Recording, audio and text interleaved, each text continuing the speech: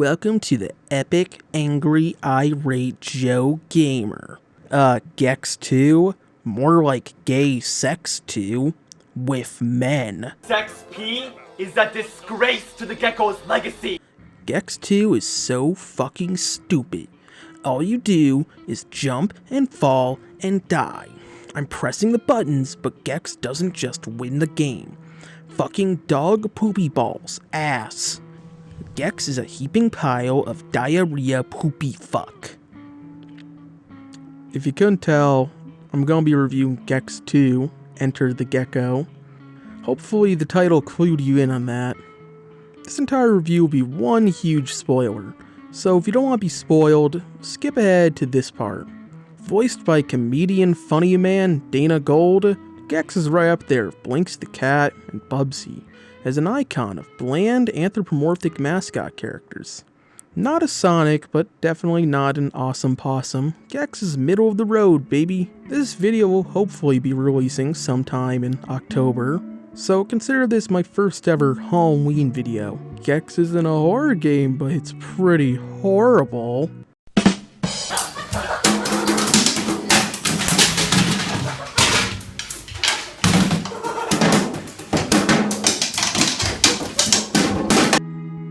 So you start out the game and get greeted by this lame cutscene of Gex getting caught by the feds for tax evasion and his connections to Epstein. So the story goes like this. In the original Gex beats Rez and saves the world or some shit like that.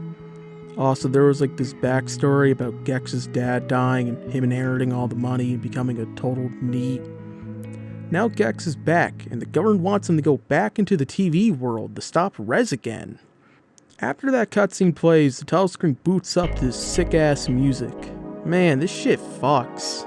This stuff comes. This is the fucking poop. Sadly, the rest of the game's soundtrack is really boring by comparison, with only a handful of standout tracks. So here you are.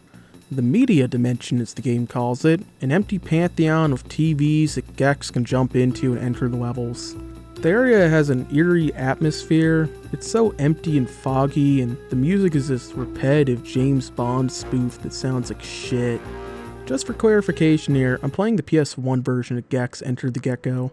The N64 version is overall worse. Less levels, worse textures, and worse sound quality.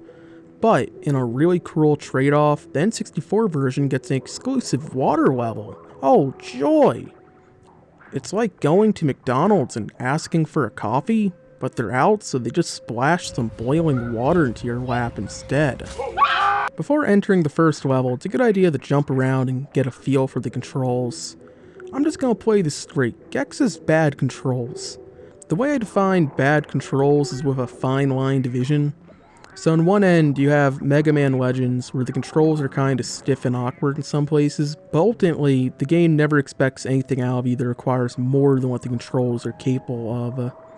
So you never have to do that much tight platforming, and on the other end of the spectrum, you have Gex, where the game expects you to be able to make these really tight jumps on the moving platforms, but Gex movement isn't smooth enough for it to not feel like shit. The game tries remedying this by having Gex grab the ledge if he's just out of reach of the platform, but it really doesn't make up for it. Another observation is that Gex can't turn.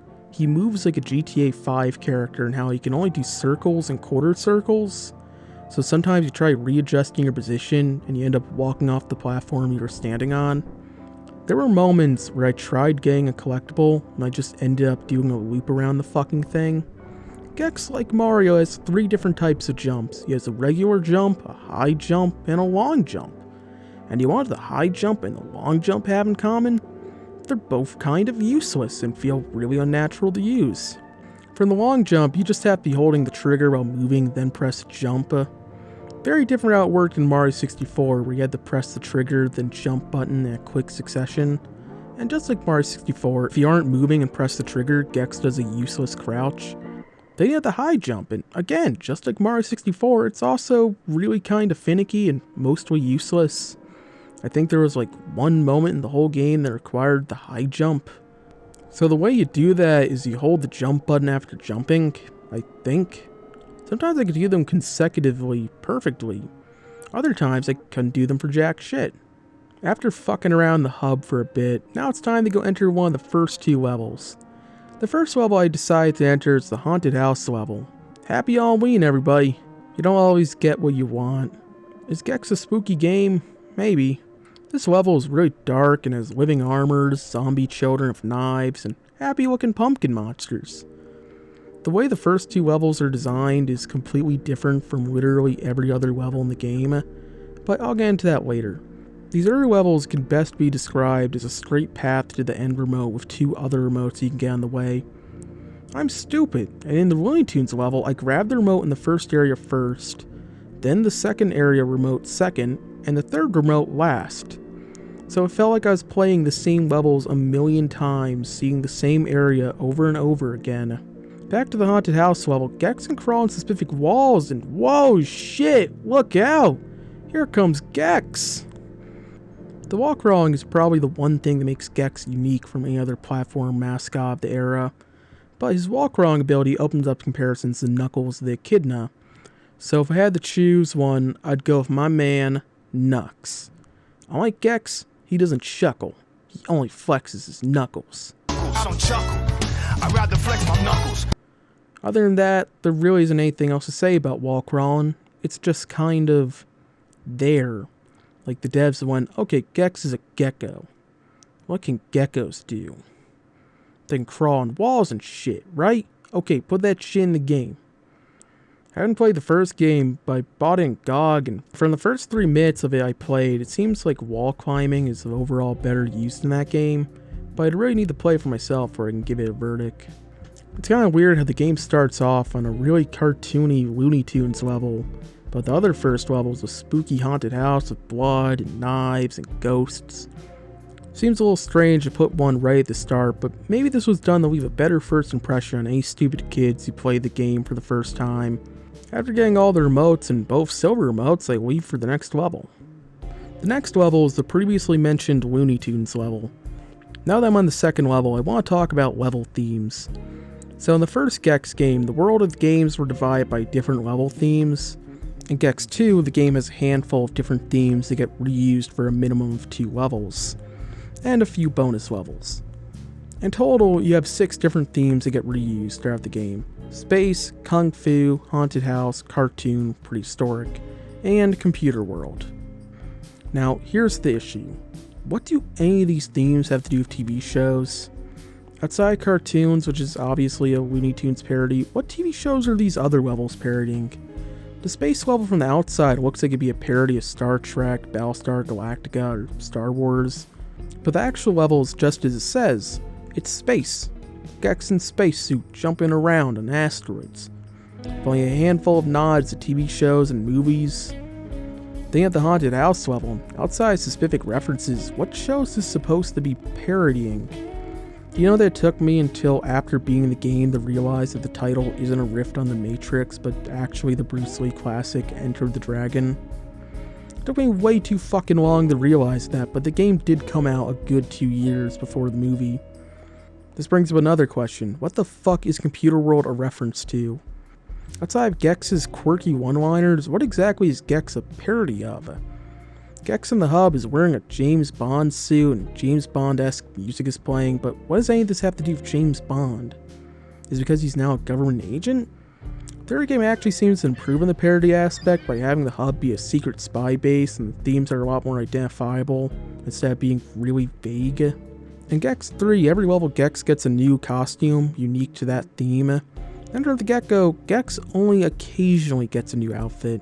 So in the cartoon level, when Gex moves to the next area, he gets a big Chungus costume. This stuff rarely happens, in most levels you're just playing as bare, naked-ass Gex. Also in Gex 3, Gex is black now. At least if you're playing the European release of Gex 3, that is. For the European release of Gex 2, they changed his voice to some old British dude. Back to the level, destroy 3 mushrooms, kill 3 hunters, get to the end of the level. Now, I don't want to talk about the later levels yet, but these early levels give a wrong impression of what the later levels are like. Gex 2 is less of a collectathon than it leads you to believe in the beginning. These early levels give you basic objectives based around exploring the level and finding shit, kind of like Banjo-Kazooie or Mario 64. Gives you this false sense of freedom that I'll get into later. After getting enough remotes, I unlocked the first boss. You just hit the thing back at him and that's it. The thing that disappointed me about Enter the Gecko is that I was expecting to be a lot more late 90s racist, but at most its only approach is mildly offensive. Besides the boss against a Chinese meat butcher or this offensive caricature of a Chinese person in the Kung Fu level, Gex really doesn't get racist. Literally, the only reason I played this game was in the hope that Gex would say an incredibly racist one-liner or something. So after beating the first boss, I unlocked the main area of the hub that connects to the rest of the areas. One last thing before I move on I want to talk about. Silver emotes and bonus levels. Every level has 2 silver emotes, one that can be found in the level, and another one's the same as the 100 coin challenge in Mario 64. But here the collectible changes after you collect enough of them. So after collecting 30 whatevers in a level, it then changes to collect 40, then collect 50. So it ends up being both better and worse than the 100 coin challenge because you need 120 collectibles to get the silver emote, but you keep your collectible count when you die, and when you hit the required amount of the current collectible, you get free life. After enough collectible hunting, you're loaded with lives. I never ran out of lives because you get so many while playing this game. I think my end game amount was around 30. I think it's even worse, it only takes 30 of the first collectible to get another life. Unlike Mario where it takes 50 coins to get a life. But that means if you're trying to get the silver emote, you'll get 3 lives just from doing it. Also, when you die, enemies respawn so you can always just grind enemies for collectibles. Getting enough silver emotes unlocks secret levels. I only got enough to unlock the first 2, and all I have to say is that they're nothing special. But they can be pretty fucking annoying though. Like the secret bonus level on top of the hub. I got so angry playing that shit that it caused me to herniate my lower abdomen. I had to go to the hospital. Crystal Dynamics has to pay my fucking medical bills now. With the hub opened up a bit more, we can now enter one of 3 new levels. This is the point where the level design radically changes from the previous levels. The previous levels were just a straight path to the remote, but now there's 2 paths to 2 separate remotes. Ooh, shit. That's so cool. At this point, I'm starting to question what was the point of making this game a collectathon. I'm a little bit biased here because I was never the biggest fan of collectathons. Always felt a little bit lukewarm towards them. But with the way Gex 2 designs its levels, would anything really change if it was just a Crash Bandicoot-esque series of linear levels? Because that's what this game pretty much is until the end. You have 2 paths that are basically 2 different levels. Some levels make this really obvious, like the haunted house where you have 2 doors that lead to 2 different paths. Only one level in the whole game actually uses the separate paths in an interesting way. I'm jumping ahead to the end of the game here. But in the last Kung Fu level, you have 2 paths that you have to press a switch at the end of. When you've pressed both of them, it opens up a 3rd path. This is the only level that does this, and it's probably the best level in the game in terms of what I want out of it. Since every level has 2 of the 3 remotes, that 3rd remote is usually some bullshit where you have to do some obscure objective or find some hidden path in one of the paths. That shit's annoying. The remote just feels thrown in there. The dev said, well, this level needs 3 remotes, just shove it in there. Instead of making another path that's interesting. This design is definitely better than the design of the first 2 levels, but it has me wondering if this design was even worth doing. Building these huge levels and making 2 separate paths instead of just splitting them into 2 separate linear obstacle courses. The Kung Fu level has some cool music that sounds a lot like Japan teen drama. I want to talk about the music of this game. The soundtrack is full of these generic sounding kids cartoon music. It's not horrible, but leads me to believe that this game is actively insulting me for playing it. Like the game is calling me a dumbass for even being here. Most of the music sounds like some shit that third-rate JonTron clone play in the background. Like the dude making the video went, oh shit, I used too much Banjo-Kazooie music in the video, better switch some fucking cartoon music. It's obnoxious. I just want to mute this game. The music in the internet level gets close to being good with its late 90s electronic sound, but the entire first half sounds like music for a fucking phone commercial. Like I'm going to Sprint or something. We're in the late 90s internet, play some hardcore hacker shit, play some of the Prodigy, just go fucking crazy with the music. This shit puts me to sleep. I was going through the soundtrack as I wrote this, and I found this great track exclusive to a bonus level. It's a really good track, and it's the perfect energy for a game like this. It's a parody of the Cops theme, but that's not different from the original, still sounding like its own thing and having a real energy, a pulse, like it was made by a person who knows how to drop some funky shit. Why doesn't the rest of the game sound like this? It's these boring ass song parodies. This track sounds like the Indiana Jones theme, but bad. Stop that. It's not funny. This wasn't funny when the game came out, and it's not funny now. Yeah, so back to the Kung Fu level. It's nothing special. Unless you like hearing Gex make the same fucking Akira joke every time. Akira to white courtesy phone. Akira to white courtesy phone. What does that even mean? The other two levels are nothing special either. Another horror level for some reason. This game really likes horror levels. No idea why, they're all just okay at best. The other level here is the computer world. I'm not gonna mince my words here. These levels fucking suck. They're so samey and they look awful, but they aren't the worst levels in the game though. I'll get to those in a little bit. After getting enough remotes, you unlock the second boss of the game, Mushu Pork. Why is this boss so creepy? He chases you around and then pulls his switch and tries electrocuting you. Ultimately, it's not a hard boss and it only took me a few tries to beat it. So if the boss is dead, the game opens up another handful of levels, and from this point forward, it's just more of the same. The game introduces two new level themes here, Space and Cavemen. The Cavemen levels are just okay, but it's really all there is to say about them. These levels don't make me want to commit self-mutilation, so that puts them 3 whole points above the space levels. God damn, these fucking levels. The space levels are the fucking worst. I purposely did as few of them as I could along the internet levels. The entire level is just death pits, and you have an oxygen meter that depletes fast. These levels just kill me, and the fucking music is the worst. I really love this MIDI rendition of classical music. Just fucking amazing. Just the thing I was looking for. I only did these levels at the very end of the game when I absolutely had to. This section of the hub, you also unlock another tune level. This one's mostly fine, but this part of the platforms really chafes my balls. And you have another part of spinning blocks that just kills me. One of these objectives requires you to use a power-up, and I haven't mentioned these yet, but Gex's power-ups, they're not worth mentioning. You rarely use them, and the game doesn't really explain how to use them. I think the way they work is that you run in a circle and it causes an explosion attack. I think. I don't really know what they do, nor do I care to learn what they do. Call me ignorant, I call it being efficient. There's a part here where the camera turns into a from the side perspective, and this just makes me wish the whole game was like this, because this actually controls all right, and it was even fun. Imagine that, having fun in a video game. Fuck that. I only play shitty garbage, or games make you feel like shitty garbage. Come back in the year 2022 when I review Flower, Sun, and Rain, a game that covers both ends of this dichotomy. Why does he make that sound? It's the most infuriating sound I ever play when you smash into the wall.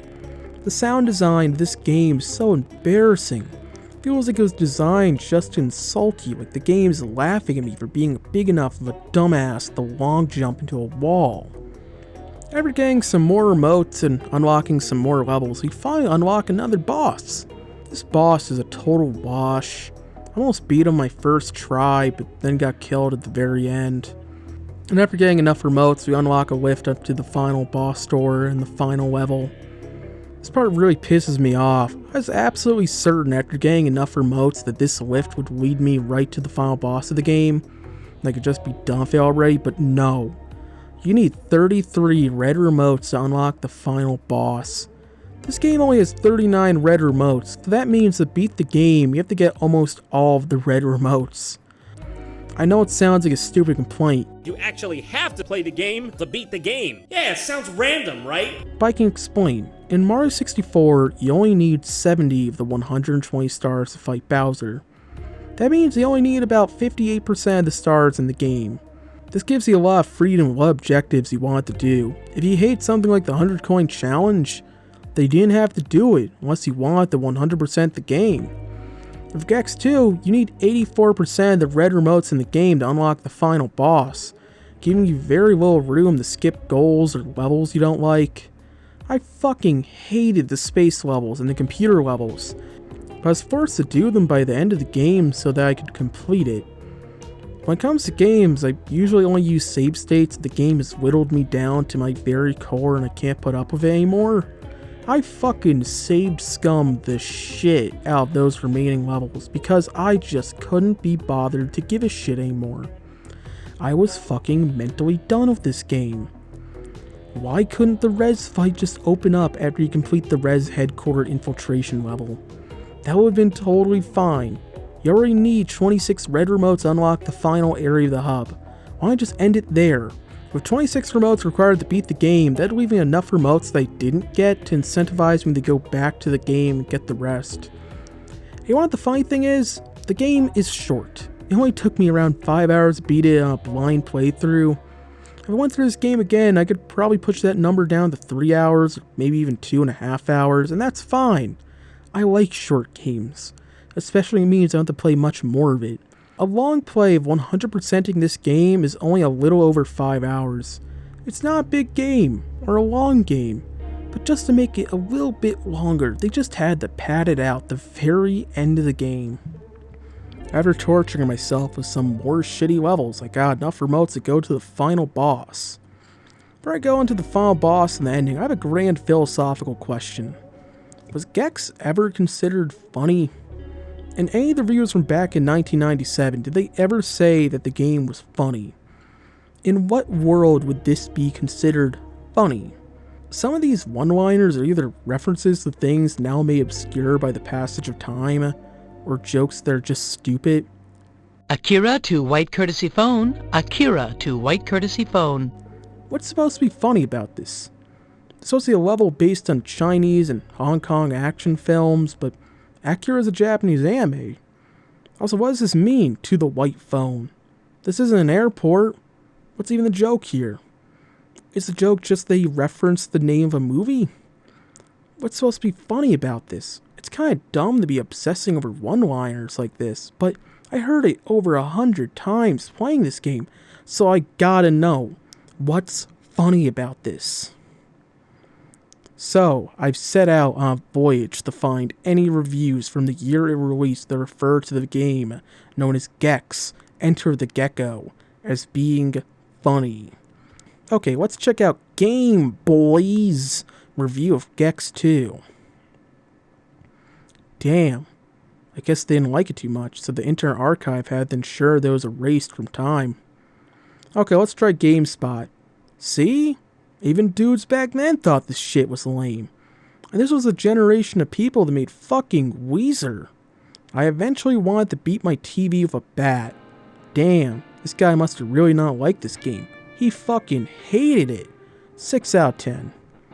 That's a funny thing about game reviews. You can absolutely despise something, but if it's still a fully functional game, that's when you give it a 6 out of 10. A 6 out of 10 is the most fuck you score you can give something. It's the review equivalent of saying that you wish you could personally kill the dogs of the person who made it, but still be over for evening dinner later. It's like you're just meeting the game halfway for an awkward handshake that goes on for too long. Then the dude you're shaking hands with comments of how weak your grip is. Like, dude, fuck off. If you want me to break your hand, you could just ask me. Whoa. These guys were so ahead of the competition that they reviewed the game 18 years before it was released. What the fuck were Game Boys reviewing this game in 2004? Dude, Metal Gear Solid 3 is out. We have more important shit to talk about right now. Let's look at the N64 reviews. Wow. People were rightfully harsh in this version of the game. A whole 20% lower than the PS1 version. Okay, let's check out what Gaming Age has to say about the game. Whoa, dude. Nice pick of a Luigi at the top. I like Luigi too, if you couldn't tell already. This guy thought the one-liners are funny. And I get why he had a Luigi icon. This dude's a fucking joke. Fuck you, Craig, if you're watching this. Hope you live in terror knowing that I personally disagree with your opinion on Gex 2. And I hope you get a really bad stomach ache and shit your pants accidentally at a really inopportune moment. This dude was probably in his 20s when he wrote this. So for all I know, he could be 50 now, and be in like actual danger of shitting himself. Just found out he has a Twitter account. God, this dude really likes Luigi. Still using the dude 2 decades later. That's some real dedication to the brand. He was gone for 2 years on Twitter and only just came back to post a screenshot of Astrobot for the PS5. That's amazing. He's the editor-in-chief at Nintendo Times now. Dude really moved up in life. I wonder if my life is going to end up like that, and I spend the next 25 years writing dumb reviews of PS1 games and kids movies that no one cares about. That'd be unfortunate. So far, for my research, results have been inconclusive at best. Maybe further investigation to Gaming Magazine from the time will reveal the answer, but honestly, I don't give a shit, so let's call it 50-50. So on to the final boss, Rez. This fight kinda sucks. He has 2 phases. Phase 1 is just dodging his missiles and hitting when he does the launch attack. The second phase is just dodging his arms and tricking him into hitting the switches to drop a thing on his head. You have to do both of these 3 times, and after that it's over. But if you die, you don't just start back at phase 1, you also have to ride this elevator all the way back up to him. This shit takes like half a minute every time. Why just start me in the boss arena? Try not to get hit when trying to trick him into hitting the switches sucks. I just get hit most of the time, but at this point I stopped caring and I just saved sconed my way into victory. Call me a fake video lamer, but at the end of the day, I beat Flower Sun Rain and you probably didn't. You get an ending cutscene where they make reference to Star Wars of Rez saying, "I am your father." Then Gex just says, "No you're not," and fucking kills him. It's like if at the end of a series where the villain's trying to reason with the main character and says some shit like, "Don't you understand? If you kill me, you'll be just as bad as me." Then the hero just says, "No I won't," and fucking kills him. It's the one funny moment in the whole game. After this you'll get a scene where it's implied that Gex fucks some human chick. This is shockingly a reoccurring element of the Gex series, Gex getting some tail at the end of the game. If you're dumb enough to do a 100% playthrough, you get some bonus art after the final cutscene. That's it. It's about on par with Mario Sunshine Unlocks department, but at least that game gave you cool sunglasses for beating it. Overall, Gex Enter the Gecko's alright. It's okay.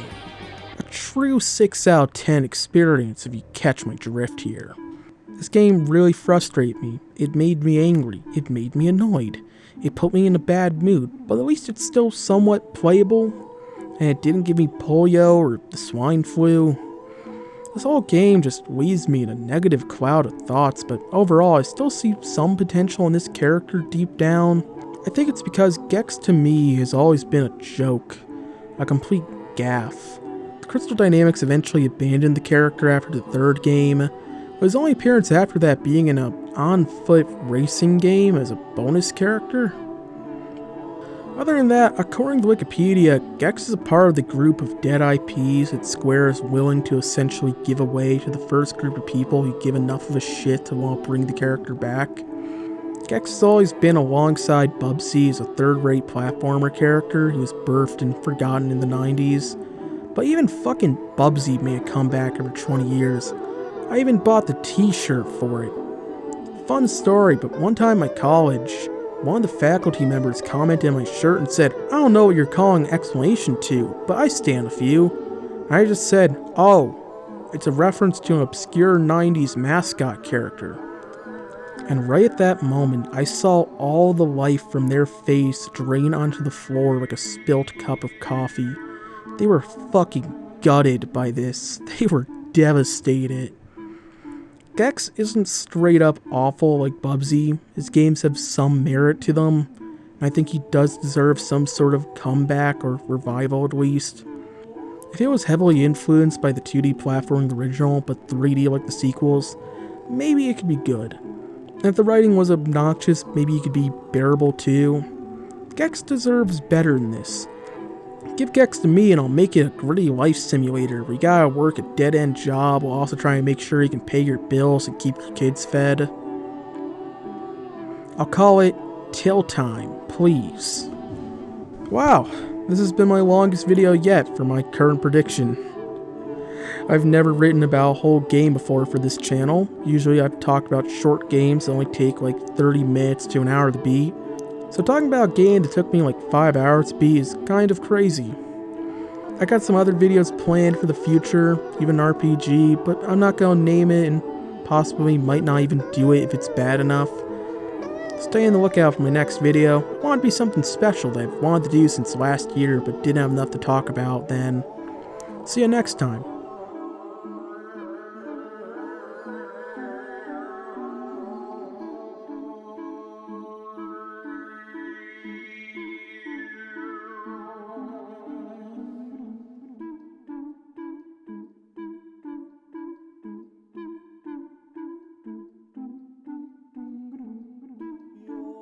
What I'm saying is, Gex had a rough transition to 3D, and ever since Gex 2006, Gex has been trying to get back onto his feet and into the hearts of his fans with throwbacks like Gex Mania and Gex Generations.